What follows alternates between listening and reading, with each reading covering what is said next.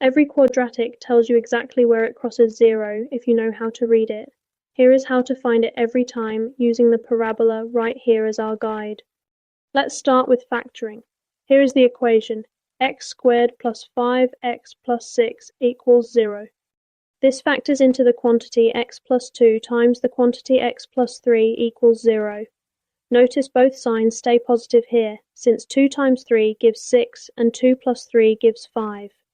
Setting each bracket to 0 gives the two solutions, x equals -2 and x equals -3. Watch them appear as the 2 points where the parabola crosses the horizontal axis. Let's tilt the camera slightly to see that same parabola and those same 2 crossing points from a light 3-dimensional angle. Factoring is fast, but not every quadratic factors neatly, so now let's try completing the square. X squared plus 6x plus 5 equals 0. We rewrite the x squared plus 6x part as a squared bracket. That gives the quantity x plus 3 squared minus 9 plus 5 equals 0. Simplifying -9 plus 5 gives -4, so we get the quantity x plus 3 squared minus 4 equals 0. Moving the 4 across and taking the square root of both sides gives x plus 3 equals plus or minus 2, so x equals -1 or x equals -5. This method works on any quadratic, even ones that refuse to factor.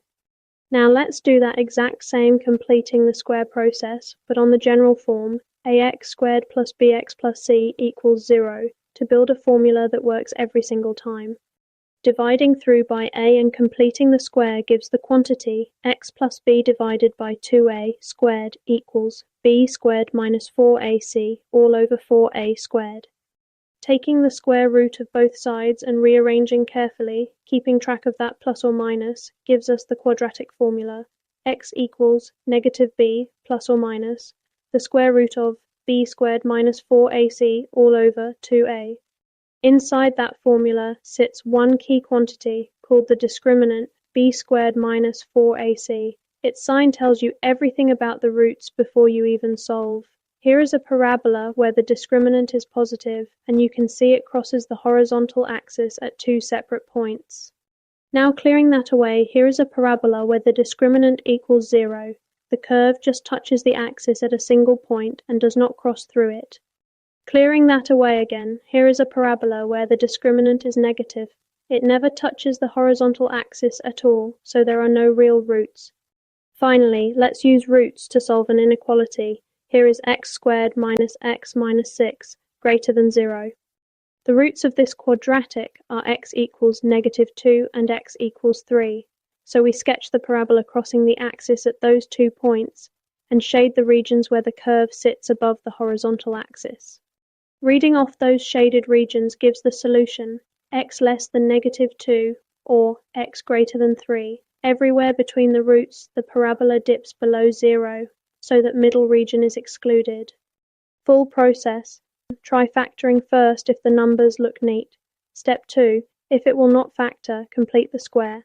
Step 3. Or use the quadratic formula directly on x squared plus bx plus c equals 0.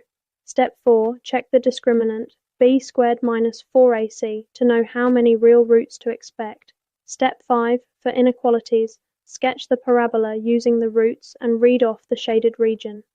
Watch out! The single most common mistake is dropping the plus or minus sign in front of the square root, which throws away one of the 2 solutions. Simplified version: every quadratic can be solved by factoring, completing the square, or the quadratic formula. The discriminant b squared minus 4ac tells you if there are 2 roots, 1 root, or no real roots. And for inequalities, sketch the parabola and read off which side of the root satisfies it.